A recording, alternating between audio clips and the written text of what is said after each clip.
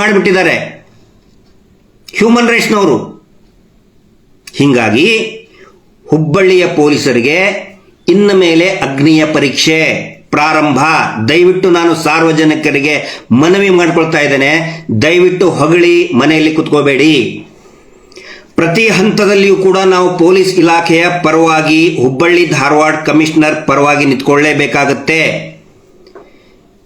ಯಾವ ರೀತಿ ಅಂತ ಹೇಳಿದ್ರೆ, ಸರ್ಕಾರಕ್ಕೆ ನಾವು ನಿರಂತರವಾಗಿ ಆಗ್ರಹವನ್ನ ಮಾಡ್ತಾ ಇರಬೇಕು. ನಾವು ಪೊಲೀಸ್ ಇಲಾಖೆಯ ಜೊತೆಗಿದ್ದೇವೆ. ಮತ್ತೆ ನಮ್ಮ ಪ್ರಾಸಿಕ್ಯೂಷನ್ ಏನಿದೆ, ನಾನು ಗಮನಿಸಿದಂಗೆ ಈ ರಾಜ್ಯದ ಪ್ರಾಸಿಕ್ಯೂಷನ್ ಸರಿಯಾಗಿ ಕೆಲಸ ಮಾಡ್ತಾ ಇಲ್ಲ, ಭ್ರಷ್ಟಾಚಾರದ ಕೂಪ ಆಗಿಬಿಟ್ಟಿದೆ. ಸೌಜನ್ಯ ಪ್ರಕರಣದಲ್ಲಿ ನಾನು ಗಮನಿಸ್ತಾ ಇದ್ದೇನೆ, ಸೌಜನ್ಯ ಪರವಾಗಿ ವಾದ ಮಾಡಬೇಕಾಗಿದ್ದಂತಹ ಪ್ರಾಸಿಕ್ಯೂಷನ್ ಏನಿದೆ, ಪ್ರಭಾವಿಗಳ ಪರವಾಗಿನೇ ವಾದ ಮಾಡ್ತಾ ಇದ್ದಾರೆ.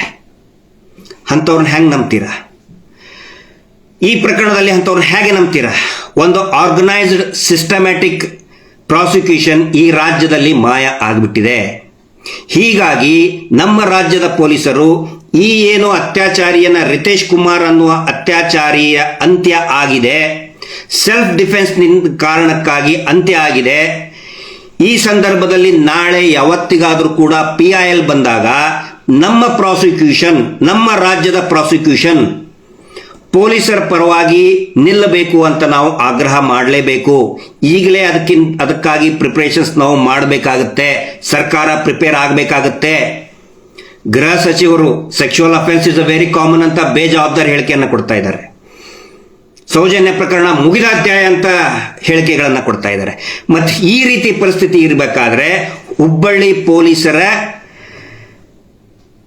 ರಕ್ಷಣೆ, ಅವರ ಸರ್ವಿಸ್ ಅನ್ನ ರಕ್ಷಣೆ ಮಾಡುವಂತವ್ರು ಯಾರು? ಆ ಕೆಲಸ ಆಗಬೇಕು, ಸರ್ಕಾರದಿಂದನೇ ಆಗಬೇಕು. ದಿಶಾ ಅನ್ನುವಂತಹ ಒಬ್ಬ ಪ್ಯಾರಾಮೆಡಿಕಲ್ ಡಾಕ್ಟರ್ ಮೇಲೆ ಅತ್ಯಾಚಾರ ನಡೀತದೆ. 4 ಜನ ಸೇರಿ ಅತ್ಯಾಚಾರ ಮಾಡ್ತಾರೆ. ಆ 4 ಜನರನ್ನ ಪೊಲೀಸರು ಎನ್ಕೌಂಟರ್ ಮಾಡ್ತಾರೆ. ಎನ್ಕೌಂಟರ್ ಅಂದ್ರೆ ಸೆಲ್ಫ್ ಡಿಫೆನ್ಸ್ ಮಾಡಬೇಕಾದ್ರೆ ಡಿಸೆಂಬರ್ 6ನೇ ತಾರೀಕು 2019. ಆದರೆ 2019 ಡಿಸೆಂಬರ್ 12ನೇ ತಾರೀಕಿಗೆ ಏನಾಗ್ಬಿಡ್ತದೆ, ಒಂದು ಎನ್ಕ್ವೈರಿ ಕಮಿಷನ್ ಅನ್ನು ಸ್ಟಾರ್ಟ್ ಮಾಡಿಬಿಡ್ತಾರೆ. ಕಾರಣ ಏನು ಅಂತ ಹೇಳಿದ್ರೆ, ಬೃಂದಾ ಗ್ರೋವರ್ ಅಂತ ಹೇಳಿ ಒಬ್ಬ ಹ್ಯೂಮನ್ ರೈಟ್ ಆಕ್ಟಿವಿಸ್ಟ್ ಏನ್ ಮಾಡ್ತಾರೆ, ಈ ಪೊಲೀಸರ ಮೇಲೇನೆ ತನಿಖೆ ಮಾಡಬೇಕು ಅಂತ ಹೇಳಿ ಒಂದು PIL ಅನ್ನ ಹಾಕ್ತಾರೆ, ಪಬ್ಲಿಕ್ ಇಂಟ್ರೆಸ್ಟ್ ಲಿಟಿಗೇಷನ್ ಅನ್ನ ಹಾಕ್ತಾರೆ. ಆವಾಗ ಸುಪ್ರೀಂ ಕೋರ್ಟ್ ಏನ್ ಹೇಳುತ್ತೆ, ಒಂದು ಎನ್ಕ್ವೈರಿ ಕಮಿಷನ್ ಅನ್ನ ಮಾಡ್ತದೆ. ಜಸ್ಟಿಸ್ VS ಸಿರ್ಪುರ್ಕರ್ ಅವರ ನೇತೃತ್ವದಲ್ಲಿ ಒಂದು ಎನ್ಕ್ವೈರಿ ಕಮಿಷನ್ ಅನ್ನ ಪ್ರಾರಂಭ ಮಾಡುತ್ತೆ. ಪೊಲೀಸರ ಮೇಲೇನೆ ನೀವು ಎನ್ಕ್ವೈರಿ ಮಾಡಬೇಕು. ಅಲ್ಲಿ 4 ಜನರು, ಅದರಲ್ಲಿ 3 ಜನ ಮೈನರ್ ಇರ್ತಾರೆ, ಜುವೆನೈಲ್ ಇರ್ತಾರೆ, ಒಬ್ಬನು ಅಡಲ್ಟ್ ಇರ್ತಾನೆ. ಹೀಗಾಗಿ ಅವರ ಮೇಲೆ, ಪೊಲೀಸರ ಮೇಲೆ ಯಾವ ರೀತಿ ಕ್ರಮ ಕೈಗೊಳ್ಳಬಹುದು, ಪೊಲೀಸರ ಕ್ರಮ ಸರಿ ಇದೆಯೋ ಇಲ್ಲೋ ಅಂತ ಹೇಳಿ ಒಂದು ಎನ್ಕ್ವೈರಿ ಕಮಿಷನ್ ಮಾಡ್ತಾರೆ. ಅದಕ್ಕೆ ಜಸ್ಟಿಸ್ VS ಸಿರ್ಪುರ್ಕರ್ ಕಮಿಟಿ ಅಂತ ಕರೀತಾರೆ. ಆ ಕಮಿಟಿಯಲ್ಲಿ ಮುಂಬೈನ ಫಾರ್ಮರ್ ಜಡ್ಜ್, ಮುಂಬೈ ಹೈಕೋರ್ಟ್ನ ಮಾಜಿ ನ್ಯಾಯಮೂರ್ತಿಗಳಾದಂತಹ ಸೊಂಡೂರ್ ಬರ್ಡೋಟ ಅವರು ಇರ್ತಾರೆ, ಮತ್ತು ಡಾಕ್ಟರ್ ಕಾರ್ತಿಕೇಯನ್ ಅಂತಿರ್ತಾರೆ. ಡಾಕ್ಟರ್ ಕಾರ್ತಿಕೇಯನ್ ನೀವು ಹೆಸರು ಕೇಳಬಹುದು. ಮಾಜಿ ಪ್ರಧಾನಿ ರಾಜೀವ್ ಗಾಂಧಿ ಅವರ ಹತ್ಯೆ ಪ್ರಕರಣದಲ್ಲಿ ಪ್ರಮುಖ ಪಾತ್ರ ವಹಿಸಿದಂತ ಆಗಿನ CBI ಡೈರೆಕ್ಟರ್, ಅವರು ಕೂಡ ಈ ಒಂದು ಕಮಿಟಿಯಲ್ಲಿ ಇರ್ತಾರೆ. ನಿಮಗೆ ಆಶ್ಚರ್ಯ ಆಗಬಹುದು, ಏನು 2019 ಡಿಸೆಂಬರ್ 12ರಲ್ಲಿ ಒಂದು ಕಮಿಟಿಯನ್ನ ರಚನೆ ಮಾಡ್ತದೆ. ಆ ಕಮಿಟಿ ಒಂದು ವರದಿ ಕೊಡ್ತದೆ 2022 ಮೇ ತಿಂಗಳಲ್ಲಿ. ಏನು ಒಂದು ವರದಿ ಕೊಡ್ತದೆ ಅಂತ ಹೇಳಿದ್ರೆ, ಪೊಲೀಸರು ಮಾಡಿದ್ದು ಫೇಕ್ ಎನ್ಕೌಂಟರ್, ಪೊಲೀಸರು ಈ ಅತ್ಯಾಚಾರಿಗಳು ಅಂತೇನು ಎನ್ಕೌಂಟರ್ ಮಾಡಿದ್ದಾರೆ, ಇಟ್ಸ್ ಅ ಫೇಕ್, ಇದು ಕೊಲೆ, ಇದು ಕಾನೂನಿನ ವಿರುದ್ಧವಾದಂತಹ ನಡೆ ಅಂತ ಹೇಳಿ ಪೊಲೀಸರ ಮೇಲೆ, 10 ಜನ ಸಿಬ್ಬಂದಿಗಳ ಮೇಲೆ, ಯಾರು ಆ ಎನ್ಕೌಂಟರ್ ನಲ್ಲಿ ಪಾಲ್ಗೊಂಡಂತಹ ಹೈದರಾಬಾದ್ ಪೊಲೀಸಿನ 10 ಜನ ಪೊಲೀಸ್ ಸಿಬ್ಬಂದಿಗಳ ಮೇಲೆ ಕ್ರಮ ಕೈಗೊಳ್ಳಬೇಕು ಮತ್ತು ಅವರ ಮೇಲೆ FIR ದಾಖಲು ಮಾಡಬೇಕು. ಅದು ಯಾವ ಸೆಕ್ಷನ್ ಅಲ್ಲಿ? Section 302 red with 34 common intention, ಅಂದ್ರೆ ಎಲ್ಲರೂ ಸೇರಿಕೊಂಡನೆ ಅವರನ್ನ ಕೊಲ್ಲೋದಕ್ಕೇನೆ ನಿರ್ಧಾರ ಮಾಡಿ ಗುಂಡನ್ನ ಹಾರಿಸಿದ್ದಾರೆ. ಮತ್ತೆ ಸೆಕ್ಷನ್ 201 ಅಂದ್ರೆ ಎವಿಡೆನ್ಸ್ ಗಳನ್ನ ನಾಶ ಮಾಡೋದು, ಸಾಕ್ಷಿ ನಾಶ ಮಾಡುವಂತ ಸೆಕ್ಷನ್ ಹಾಕಿ 10 ಜನರ ಮೇಲೇನೂ ಕೂಡ ಕೊಲೆ ಆರೋಪದ ಮೇಲೆ 10 ಜನ ಪೊಲೀಸ್ ಸಿಬ್ಬಂದಿಗಳನ್ನು ಕೂಡ ಬಂಧಿಸಲಾಗ್ತದೆ. ಯಾವ ಸಿಬ್ಬಂದಿಗಳವರು? ಅತ್ಯಾಚಾರಿಗಳನ್ನ ಗುಂಡಿಕ್ಕಿ ಕೊಂದಂತಹ ಆ ಟೈಮ್ನಲ್ಲಿನೂ ಕೂಡ ಈಗ ಹುಬ್ಬಳ್ಳಿ ಮತ್ತು ಇಡೀ ರಾಜ್ಯದ ಜನ ನಾವು ಏನು ಹುಬ್ಬಳ್ಳಿಯ ಪೊಲೀಸರಿಗೆ ಶಬಾಷ್ ಅಂತ ಹೇಳ್ತಾ ಇದ್ದೀವಿ, ಹೊಗಳ್ತಾ ಇದ್ದೀವಿ, ಆವಾಗಲೂ ಕೂಡ ಪೊಲೀಸರಿಗೆ ದೊಡ್ಡ ಹೂವಿನ ಹಾರದ ಮಳೆಯನ್ನೇ ಹಾಕ್ತಾ ಇದ್ರಲ್ಲಿ. ಕಮಿಷನರ್ ಆಗಿದ್ದಂಥವರು ವಿಶ್ವನಾಥ್ ಸಜ್ಜನರ್, ನಮ್ಮ ಹೆಮ್ಮೆಯ ಕನ್ನಡಿಗ, ಉತ್ತರ ಕರ್ನಾಟಕದ ಗದಗಿನವರು ಮತ್ತು ನಮ್ಮ ಸಿದ್ದರಾಮೇಶ್ವರ ಮಾರ್ಗದರ್ಶಿಯಲ್ಲಿ, ಧಾರವಾಡದ ನಾಗನೂರು ಮಠದ ಸಿದ್ದರಾಮೇಶ್ವರ ಮಾರ್ಗದರ್ಶಿಯಲ್ಲಿ ಅಭ್ಯಾಸ ಮಾಡಿದಂತಹ, ತರಬೇತಿಯನ್ನು ಪಡೆದಂತಹ ಹೆಮ್ಮೆಯ ಪೊಲೀಸ್ ಅಧಿಕಾರಿ ವಿಶ್ವನಾಥ್ ಸಜ್ಜನರ್ ತುಂಬಾ ಜಾಗರೂಕತೆಯಿಂದ ಆ ಕಾರ್ಯಾಚರಣೆಯನ್ನು ಮಾಡಿದ್ರು ಕೂಡ ಏನು ಸಿಬ್ಬಂದಿಗಳಿದ್ದಾರೆ ಮಾಧ್ಯಮಗಳು ಹೊಗಳಿಬಿಟ್ಟು, ಸಿಕ್ಕಾಪಟ್ಟೆ ಹೊಗಳಿಬಿಟ್ಟು, ಏನಂತ ಹೊಗಳಿದ್ವು? ಎನ್ಕೌಂಟರ್, ಗುಂಡಿಕ್ಕಿ ಹತ್ಯೆ. ಫಸ್ಟ್ ಹೆಡ್ಲೈನ್ ಏನಿತ್ತು? ಸಜ್ಜನರಿಂದ ದುರ್ಜನರ ಸಂಹಾರ. This was the title. ನಾನು ನೋಡಿದ್ದು ನಮ್ಮ ಕನ್ನಡ ನ್ಯೂಸ್ ಪೇಪರ್ನಲ್ಲಿ ವಿಜಯ ಕರ್ನಾಟಕದ ಹೆಡ್ಲೈನ್ ಏನಾಗಿತ್ತು? ಸಜ್ಜನರಿಂದ ದುರ್ಜನರ ಸಂಹಾರ. ಸಜ್ಜನ ಅಂದ್ರೆ ನಮ್ಮ ವಿಶ್ವನಾಥ್ ಸಜ್ಜನರ್. ಸಜ್ಜನರಿಂದ ದುರ್ಜನ ಸಂಹಾರ. ಆ ರೀತಿ ಅನೇಕ ಇಡೀ ದೇಶದ ಎಲ್ಲಾ ಮಾಧ್ಯಮಗಳು ಕೂಡ ಹಾಡಿ ಹೊಗಳಿಬಿಟ್ಟು. ಯಾವಾಗ? ಆ 4 ಜನ ಅತ್ಯಾಚಾರಿಗಳನ್ನ ಡಿಸೆಂಬರ್ 6ನೇ ತಾರೀಕಿಗೆ ಎನ್ಕೌಂಟರ್ ಆದಾಗ ಜನರಂತರೂ ಮುಗಿಬೀಳ್ತಾ ಇದ್ರು, ಪೊಲೀಸರಿಗೆ ಎಲ್ಲಿ ನೋಡಿದ್ರು ಜೈಕಾರ. ಆ ನಂತರ ಅತ್ಯಾಚಾರ ಆದ ಸಂದರ್ಭದಲ್ಲಿ ಆ ಬೆಳವಣಿಗೆನೂ ಕೂಡ ನೀವು ಹೇಳಬೇಕು. ದ ಫಸ್ಟ್ ಡೇ ಅತ್ಯಾಚಾರ ನಡೆದಿದ್ದು ಆ ಹೈವೇನಲ್ಲಿ, ಬೆಂಗಳೂರು ಹೈದರಾಬಾದ್ ಆ ಚರ್ಪಳ್ಳಿ ಪೊಲೀಸ್ ಸ್ಟೇಷನ್ ಲಿಮಿಟ್ನಲ್ಲಿ ಆ ಹೆಣ್ಮಗಳ ಮೇಲೆ ಅತ್ಯಾಚಾರ ನಡೆದ ಮೇಲೆ ಎಲ್ಲರಿಗೂ ಕೂಡ ಗೊತ್ತಾದ ಮೇಲೆ ಸಿಕ್ಕಾಪಟ್ಟಿ ಪೊಲೀಸರಿಗೆ ಟೀಕೆಯ ಸುರಿಮಳೆ. ಸ್ವತಃ ಆ ರಾಜ್ಯದ ಹೋಮ್ ಮಿನಿಸ್ಟರ್ ಬೈತಾರೆ, ಬಹಿರಂಗವಾಗಿ ಟೀಕೆ ಮಾಡ್ತಾರೆ. ಪೊಲೀಸರು ಇದಾರ, ಸತ್ತಿದಾರ ಅಂತೇಳಿ ಬಹಿರಂಗವಾಗಿ ಹೇಳ್ಕೊಡ್ತಾರೆ ತೆಲಂಗಾಣದ ಹೋಮ್ ಮಿನಿಸ್ಟರ್, ಗೃಹ ಸಚಿವರು, ನೆನಪಿಟ್ಕೊಳ್ಳಿ.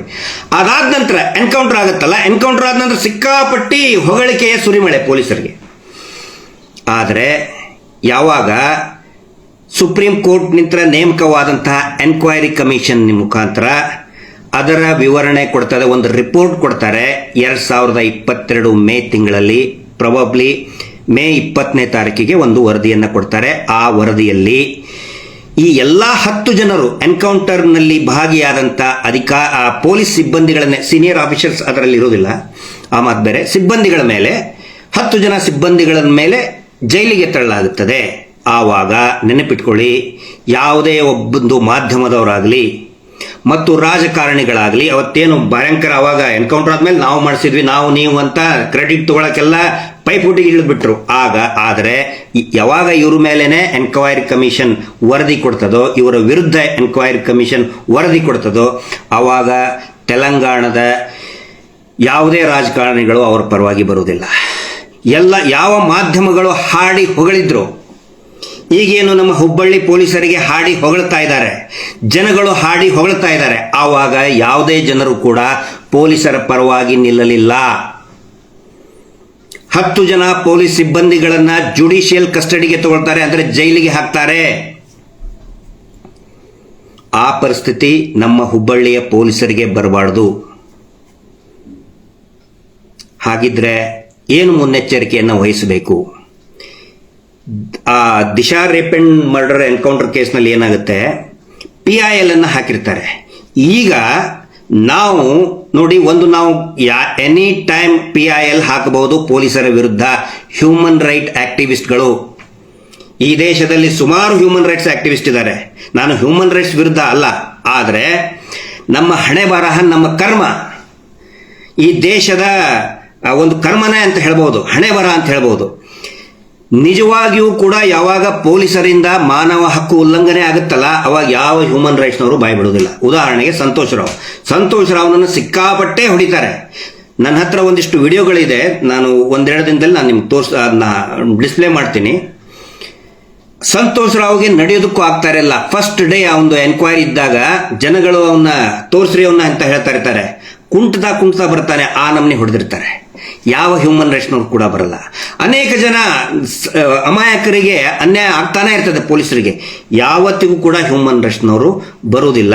ಆದರೆ ಹ್ಯೂಮನ್ ರೈಟ್ಸ್ನವ್ರು ಯಾವಾಗ ಆಕ್ಟಿವೇಟ್ ಆಗ್ತಾ ಇರ್ತಾರೆ, ನಾನು ನೋಡ್ದಂಗೆ ಯಾವಾಗ ಭಯೋತ್ಪಾದಕರನ್ನ ಹಿಡ್ಕೊಂಡು ಬರ್ತಾರಲ್ಲ, ಅವಾಗ ಹ್ಯೂಮನ್ ರೈಟ್ಸ್ನವ್ರು ಟಕ್ನೆ ಬರ್ತಾರೆ. ಅವ್ರ ಕೈಗೆ ಬೇಡಿ ಹಾಕಬೇಡಿ.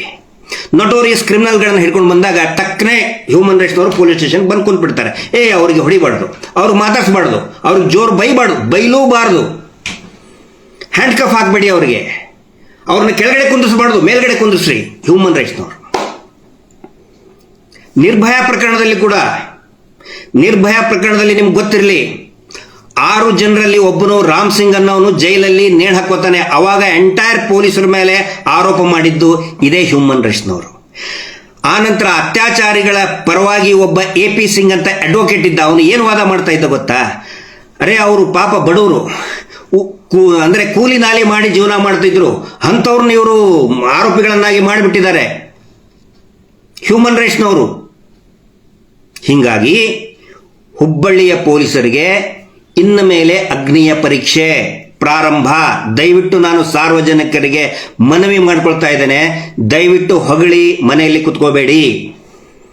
ಪ್ರತಿ ಹಂತದಲ್ಲಿಯೂ ಕೂಡ ನಾವು ಪೊಲೀಸ್ ಇಲಾಖೆಯ ಪರವಾಗಿ, ಹುಬ್ಬಳ್ಳಿ ಧಾರವಾಡ ಕಮಿಷನರ್ ಪರವಾಗಿ ನಿಂತ್ಕೊಳ್ಳೇಬೇಕಾಗತ್ತೆ.